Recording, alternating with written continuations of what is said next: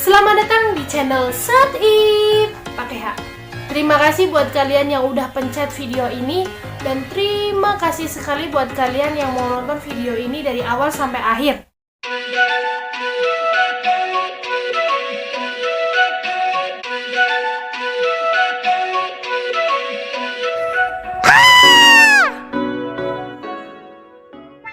Kita mau membahas tentang Afrika.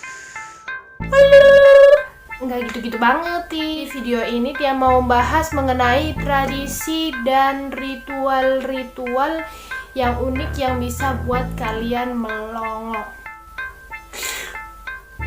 Ngeces.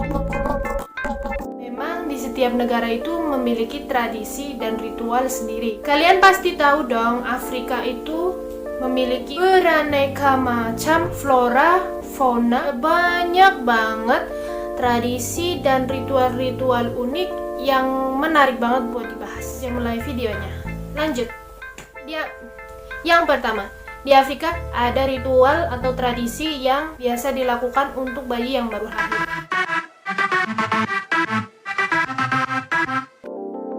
Kalau di Indonesia itu kan biasanya bayi yang baru lahir beberapa hari kemudian keluarganya mengadakan selamatan atau akikah atau pemberian nama untuk si baby.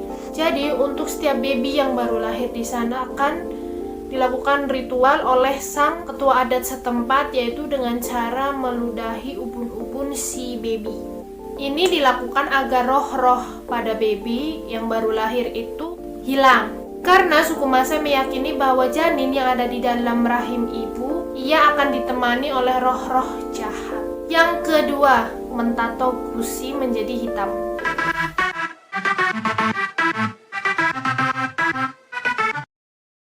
Siapa sih yang gak mau cantik, ya kan? Kita nih sebagai ciwi-ciwi itu pasti melakukan treatment kecantikan, mulai dari dandan, pakai make up, terus merawat kulit, terus pergi ke spa, salon, dan sebagainya. Bahkan ada yang melakukan treatment tertentu ya biar kelihatan lebih kenceng atau kelihatan cantik maksimal dan sempurna. Seperti itu juga yang dilakukan wanita-wanita di Afrika Barat. Mereka memiliki ritual kecantikan sendiri, salah satunya dengan mentato gusi menjadi hitam.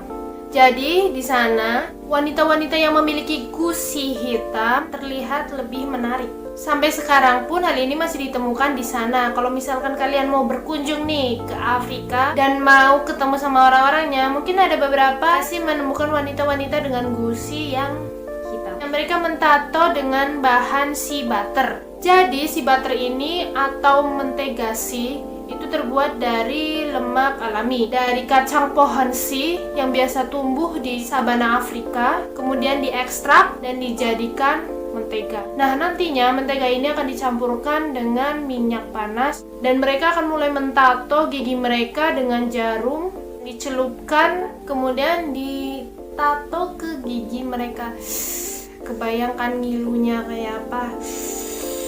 Hampir mirip sih sama tradisi yang ada di Indonesia, tepatnya di Kalimantan. Jadi kalau di Kalimantan itu nggak dihitamin, mereka itu diruncingin. Gigi kena asem aja kecut, ngilu, apalagi diruncing di.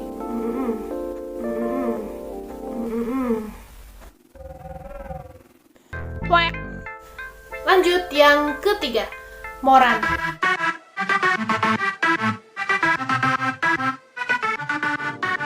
Moran ini biasa disebut ritual bertarung dengan singa. Suku Maasai di Kenya melakukan ritual secara turun-temurun dari nenek moyang mereka. Mereka bertarung dengan singa hanya dengan bermodalkan bambu. Biasanya mereka membentuk sebuah kelompok yang terdiri dari 5-7 orang laki-laki yang beranjak dewasa. Kemudian mereka akan bersama-sama mencari dan memburu si raja hutan tersebut. Mereka nih kecil, memburu singa di Afrika yang ukurannya itu bisa 2-3 kali lipat lebih besar dari ukuran manusianya.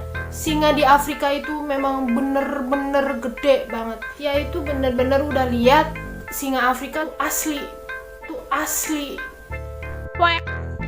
digambar, maksudnya di internet, bukan aslinya, enggak.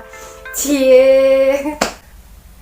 Taunya aslinya ya enggak lah, gila dimakan. Ya kapan Tia punya uang buat kesana kan? Ya.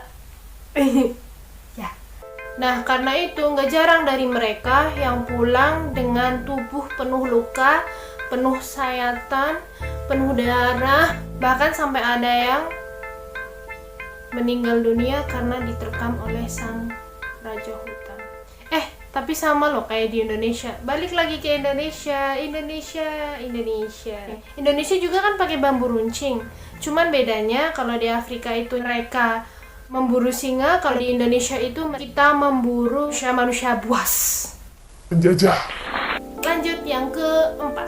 Ini sama tradisi ekstrim juga, yaitu bertarung sampai titik darah penghabisan. Bertarung demi mempelai wanita.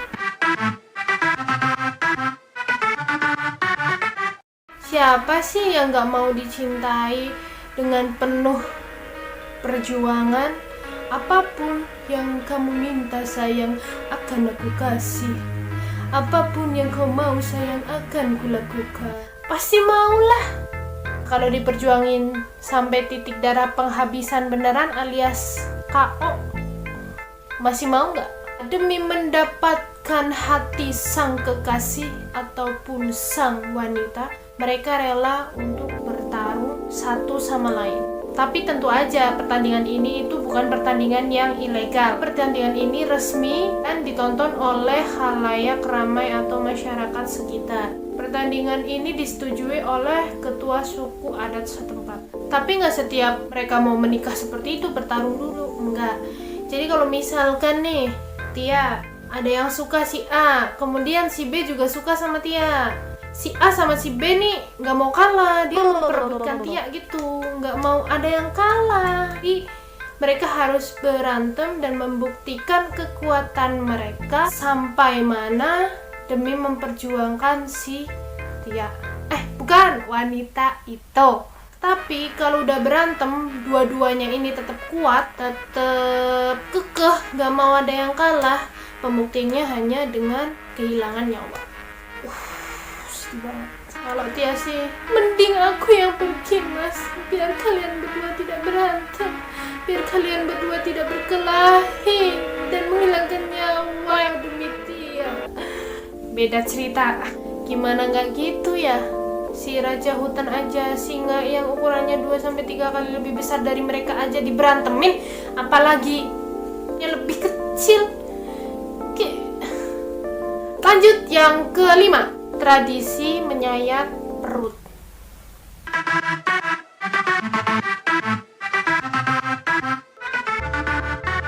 Ini sih agak-agak ekstrim ya, menyayat perut. Misalkan laki-laki yang beranjak dewasa itu dibuktikan dengan berantem dengan singa, nah ini wanita yang beranjak dewasa itu dilambangkan dengan sayatan perut mereka. Tradisi ini dilakukan agar bisa disebut sebagai wanita sempurna, wanita seutuhnya. Hal ini dilakukan untuk menandakan bahwa wanita tersebut sudah dewasa, dan tradisi ini juga dapat dipercaya untuk meningkatkan kesuburan gadis tersebut. Kayaknya lebih terbukti Sayatan sesar deh. No. sayatan perut. Kan udah terbukti tuh. Aku subur, aku udah punya anak. Dan biasanya itu sayatannya nggak cuma satu, sayatannya tuh banyak. Kan ada sampai yang kayak gini. Yang keenam, tradisi berbagi istri untuk tamu.